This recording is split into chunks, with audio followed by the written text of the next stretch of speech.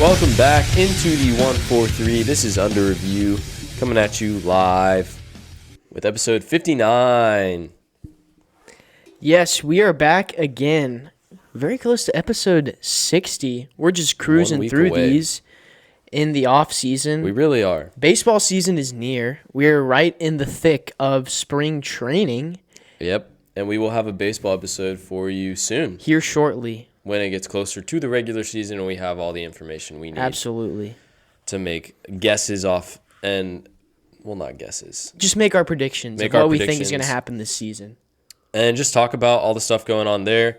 This episode, however, is dedicated to NFL QBs because they are the stars of the show. So why not give them an episode? And there will probably be more regarding them coming out in the offseason because that's what the focus is on. We will get you started today with your stat of the week, brought to you by our sponsor, Andrews Logistics, as well as another sponsor that we're bringing in for this special week. Our good friend Judah Eiler has a podcast, a sports podcast called On the Clock. He is an avid listener of Under Review, and so we're giving him a shout out today to go listen to On the Clock. The link will be in the description for this episode, just to give Judah some listens to his podcast, and so we can help him out there. So go give that a listen. The stat for this week is actually about Damian Lillard, who on Sunday night dropped 71 points in his game against the Rockets, in which the Trailblazers absolutely smoked him 131-114. 71 of those 131 was Damian Lillard, a career high for him this season. He's just an absolute beast. And he's a guaranteed bucket. And he did great, obviously, Sunday night. So that's our stat of the week, brought to you by Andrews Logistics and On the Clock with Judah Eiler.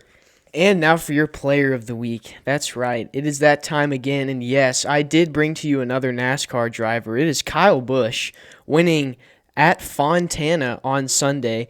And the interesting thing about this was that it is his 19th straight season winning a Cup Series race, which actually breaks the all-time record for most seasons consecutively with a Cup Series win, passing the king himself, Richard Petty, who many consider the GOAT. So congrats to Kyle Busch for winning at Fontana. It's not easy to win those Cup Series races, is it? It is not, Joseph. Thank you. Absolutely. I just like to give my 2 cents into our NASCAR bits. Oh, yeah. I could be an analyst for NASCAR. I think I could do it very well. But that's neither here nor there. Let's dive into the NFL, Nick. And I have a question for you starting off. Yes. A very hot topic, and probably the hottest right now in the NFL offseason, is as the franchise tag deadline looms. You like that word there, looms? That's not one we use in the show. I did dive into my vocabulary for that. You're going to need the dictionaries for this episode. Exactly. Lamar Jackson is demanding a contract. Lamar Jackson is demanding a fully guaranteed contract worth more than that of record-breaking Deshaun Watson's. So, Nick, my question to you, do you pay him, or do you franchise tag him, or trade him? See, as soon as you brought up franchise tag, I knew exactly who you were talking about. I knew that you were going to ask about Lamar. So the big thing with, and you even brought up Deshaun as well, is Deshaun kind of ruined the quarterback market. And we talked about this a little bit off camera. So your question was, do you franchise tag him, do you pay him, or do you trade him? Now, I will tell you what I would for sure not do is I would not trade him. I do not think he is worth all of that money. And he has proven him. You wouldn't trade him? Or pay him? I said I wouldn't pay him. He is not worth all that money. Because he has proven to be injury prone, as we've seen lately, and he hasn't really had a good season since his MVP run in 2019 or whenever that was. Yeah. Which is 4 years ago, which is kind of crazy. Quite a while because ago. The way people talk about Lamar, you would think that his MVP season was like last year. But when you actually look at it, it was 4 seasons ago. So I would either trade him or franchise tag him. And I would probably end up franchise tagging him. I think they're going to have to franchise tag him for this year, but I like everything that you've said. Lamar Jackson, since 2019, has been on a downward spiral, and this year ended in an injury. And what have we been saying for a while? Running quarterbacks do not last that long. And he wants a 5-year contract with all guaranteed money. And it's smart for him to want guaranteed money because as a player, you want to protect your income. And so guaranteed means you get it no matter what. But for him, the Ravens would be not very smart to pay him what he's asking for or give him a long-term contract right now. I think Lamar has shown that as time goes on, he gets more fragile because as you get older in the NFL, you take all these hits, you get injured, you can't run as much. That's why the quarterbacks that stay in the league for the longest, such as like Tom Brady, are pocket passers. They don't use their legs unless they absolutely have to. So I think the move, like you said, would either be to franchise tag him, but what I'm going with is trade him. Because right now you could get, it's kind of like, the stock market. You sell it while it's high and you buy it while it's low. Yeah. You got to sell him right now absolutely. because I think as the seasons keep progressing, he's going to lose his value. So if you traded him right now, you could get some first-round draft picks, maybe a QB. I mean, the Ravens right now, even with Lamar Jackson, let's face it, they're not winning a Super Bowl. They're just that team that gets to the playoffs, kind of like the Cowboys. Well, there are other issues. They don't really have any receivers. Trade him, you could get some receivers. Their best pass catcher is their tight end. Mark Andrews. Mark and Andrews. He's good. And it's not the same as the Chiefs' best pass catcher being their tight end because he is nowhere near Kelsey. And then also it's a different dynamic with Patrick Mahomes. But they don't have any receivers. And also, if you end up paying Lamar Jackson, you for sure will not get any You have no receivers. money left over. You're going to be stuck with those whoever they have now, Bateman and Duvernay and all those other guys. You're not going to have any good receivers. I think Lamar Jackson's good, but he is not. I think you pay him right now, you did exactly what the Cowboys did with Dak. You're paying an average quarterback to get you to the playoffs and nothing more. He wins a playoff game, you're happy. Like, you don't want a quarterback who wins one playoff game and you're like, this is why we hired him. No, you want somebody that'll take you to the Super Bowl. Like Nick was saying, Patrick Mahomes pretty much had the same lineup. Not great receivers, an amazing tight end. But because Patrick Mahomes is that great of a passer, he took them to a Super Bowl win. Lamar Jackson, his strength is running, just like Jalen Hurts, and we saw where that got them. It got him a seat at home with no ring. So, and this year Lamar Jackson got hurt, and I think that's what we're going to be seeing. I think Lamar Jackson's continually going to miss games. I mean, so it's been his don't pay knee. him. Like, he constantly has Right. knee problems, and that's only going to get worse because these running quarterbacks are more susceptible to wear and tear, obviously, because they're getting hit almost as much as like a running back, I would say, because Probably for Lamar more. Jackson, he's Yeah. a pass-first guy, so he is getting He's a hit run-first guy. a lot. He's a run-first guy rather than a pass-first guy who, when your pass-first guys don't get injured nearly as much because they're not running and putting themselves out in danger. I agree. So I think Nick and I are both saying, I guess you could franchise tag him for this year, see what happens. He's probably not going to want to play under a franchise tag. I think the smartest move, which is probably what they won't do because the quarterback market is so slim, but I feel like you trade him if you can. I mean, there's a lot of places that would take him. There's a lot of value. And then Lamar Jackson is the kind of guy that needs receivers.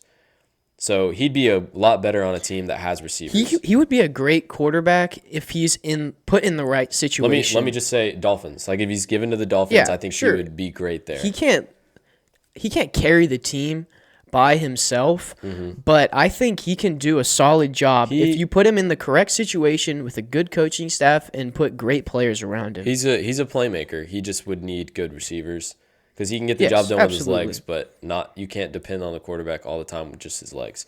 So I think he'd flourish in a different situation. I think they could get some serious value out of him right now.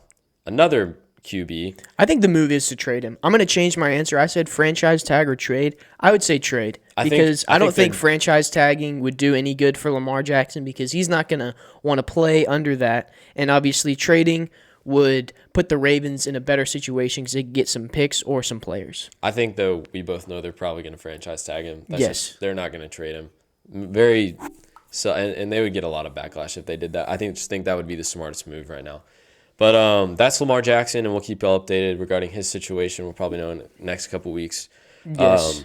Another quarterback that we will speak briefly about before we get to our third quarterback of the hour. Aaron Rodgers just completed his darkness retreat. I know last year we talked about how he took some psychedelic drugs to help him decide his future. This time he stayed in a dark room, no lights, for 4 days to think about what he needs to do. He just came out of his darkness retreat. He said once he comes out, he's going to have a decision regarding his future. So that's coming soon. Nick, do you think that the Packers would be smart to trade him to the Jets? I think they would be smart in doing that because you look at, okay, so they have a backup right now, Jordan Love, who they drafted 4 years ago 4 years ago, to replace Aaron Rodgers. who was supposed to replace Aaron Rodgers, and so he's been sitting behind Aaron for about 4 years, learning the system, learning the coaching staff, learning the players, kind of just being coached up by Aaron Rodgers, who's a pretty good quarterback. So I think at this point, this should be the time for him to step into that starting role because he's been sitting behind for so long. And also, I think Aaron Rodgers has ran his course in Green Bay. He's not the guy he once was. I don't think he's going to be able to carry a team. But if he's able to go to the Jets, who have a way better situation, I think he could be successful there because they have a decent running game, lots of weapons on the outside, and a phenomenal defense. They're just missing a quarterback. This is kind of what we talked about before. I think the Packers are missing good receivers. They have some nice rookies who might be good later in the future, but right now they're missing some good receivers, which means Aaron has to do it by himself. Aaron is 38 and on the offseason just doesn't really care that much about football he's anymore. Sending himself away for like a week or whatever on a darkness retreat whenever you're supposed to be figuring out all the problems you had last season in order to become successful this year. I mean, he's really good at golf. He won a Pro-Am a couple weeks ago. I think he should go do that. But I think what I think is it would be a win for the Packers. They need to get rid of him. They need to get rid of that contract so they can get receivers around Jordan Love. He looked really good in the game that we saw him play against the Eagles when he came in to replace Aaron. His arm strength has just skyrocketed. And I think you trade Aaron, get rid of that contract, get some receivers. I do think the trade would be a loss for the Jets, but Nathaniel Hackett is now their offensive coordinator. Him and Aaron could reunite and maybe put together a 12-5 season, make it to the playoffs and lose. I don't think Aaron's winning another Super Bowl. He's definitely not winning one with the Packers.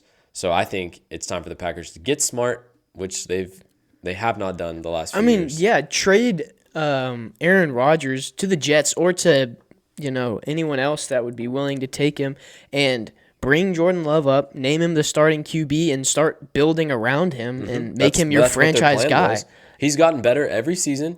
He looked shaky at first, but since then, pretty decent in the Eagles game that he came in at the second half. He was very accurate, and he was throwing the ball very, very hard. There was some. I think his decision making had improved.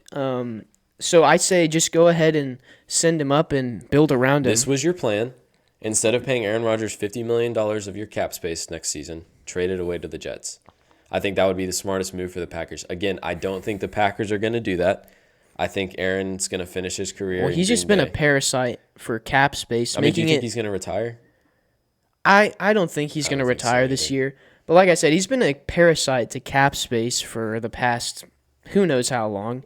And so it's making it been a parasite very, very difficult for the Packers to succeed because they had to let go of the best receiver in the league, Devontae Adams, and that ultimately hurt them because now Aaron had no one to throw to.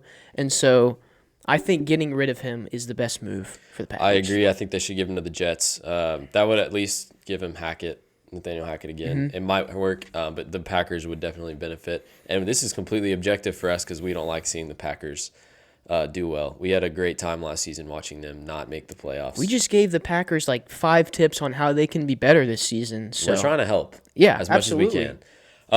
Third quarterback and the last one that really is out there right now and a hot topic is Derek Carr.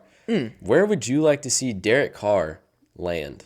See, obviously, we just talked about the Jets, but I'm a Derek Carr fan. I am as well. I've always believed in Derek Carr. He's such a likable guy. He really is. And he's such a competitor and a good guy on and off the field. I would like to see him in New York because I would love that. Like all the same things we said about Aaron were true for Derek, where Derek is not as good as he once was, right? But if you put him in the right situation, put the right guys around him, he'll flourish. And like Can we I- said, can I the give Jets you- have weapons all over their offense, and they have a great defense. Amazing All they defense. were missing was a quarterback. They have a Super Bowl defense. right now. Absolutely, yes. And with Derek Carr, they might have a Super Bowl offense. Hot take. I'd rather have Derek Carr now than Aaron Rodgers. I mean, Aaron Rodgers is almost 39. He might be 39 now. Derek Carr is 34. I mean, who And knows? He's got some good years left in him. I agree. I would love to see Derek Carr in New York. I think the Jets are just an exciting And team right now. I think Derek Carr is a better team leader Oh, than absolutely. Aaron Rodgers. Absolutely. I mean, every loss, it seemed like he was kind of getting flamed for how emotional he would get, but he was at least owning up to all the mistakes and all the losses that they he was made. never putting it on anyone Whereas else. Aaron Rodgers, who's he's bashing Christian Watson after he's a rookie, and you put so much pressure on this guy at the beginning of the season, and obviously he's not living up to I it. mean, Christian Watson had over 100 yards receiving that game, and Aaron Rodgers was like, yeah, there were a couple of drops, but he did okay. But, like, dude just had the game of not his building life. up his team. So you get a way better team leader if you go after Derek Carr. I agree. I think Derek Carr is going to, first of all, help any team he goes to. I would love to see him on the Jets. That would be absolutely amazing to see the Jets actually be good, because we've never seen that before in our lifetime. But another thing is I feel like I got to ride or die with my squad. I would love to see Derek Carr on the Dolphins because, yes, it's the offseason again. And, yes, I want the Dolphins to do good. I won't probably pick them to win their division this year. But Tua should not play another snap of NFL football. He had 4 concussions Just like in one Lamar season. Jackson, he is very injury prone. Well, his is more to do with his brain. His 4 and I would concussions say in one season. his is more, I would say, more severe. A more Absolutely. severe case than Lamar Jackson. I mean, I think that he needs to retire from football and go do something else. I mean, you cannot. If I'm Tua, I'm not playing again. My mom is going to be very proud of me for saying this, but if I'm Tua, I can't walk out there again after having 4 concussions and not be scared to get hit. And I mean, one more concussion could kill him. Like it's one of those things that your brain can only take too much trauma. So I think Tua needs to step down. I think Derek Carr could step in, and with that team with Tyreek Hill and Jalen Waddle, I think Derek Carr could just flourish. I mean, their defense is, Their defense is very good. I'd say, yeah, pretty good, but they also have plenty of weapons They're very on offensive. offense. They're yes. tight end. Mike Gesicki's really good, and then they have I think it's the fastest duo. They do. You could say in the league between Jalen Waddle and The Tyreek 2 Hill, fastest receivers in the NFL. and a decent O line. So I think Derek Carr would flourish there. I do. I You think could the number honestly one team would be argue the Jets. that though. they're maybe a quarterback away. If they get a more That's what I'm competent, better talented and I think guy. I think Tua is good. I just think Tua is not there ever, and so you can't rely on Skylar Thompson, their third string, like they did. I think Derek Carr is. There's a good chance he goes to the Saints. I don't think that would be a bad move. I just think the Jets would be way cooler and way better for Well, Derek. the Saints and the Jets. just have a lot of problems right now. I mean, they need a quarterback, maybe need to bulk up the defense a little bit, and then get some more weapons on offense. They so just have no weapons. They're just, other than Chris Olave and Alvin Kamara, but they're way less complete than the Dolphins or the Jets. So I think it would be They are playing in a worse division. they are playing in a worse division, which, by the way, you can be 500 or below 500 and win that division, as we saw can. last year.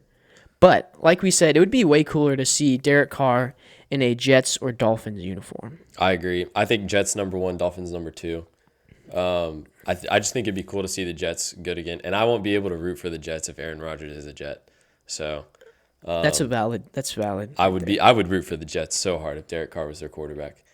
But yeah, I think those are the top 3 QBs that their future is in question right now, and the QBs that we'll be keeping an eye on. Other than that, there should be no other quarterback moves. There's not any huge changes. Obviously, we just highlighted the big 3.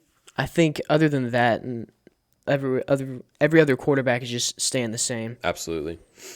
So, here would you like to end our shows on Under Review? I thought I'd bring to you a quote from the GOAT himself, Michael Jordan.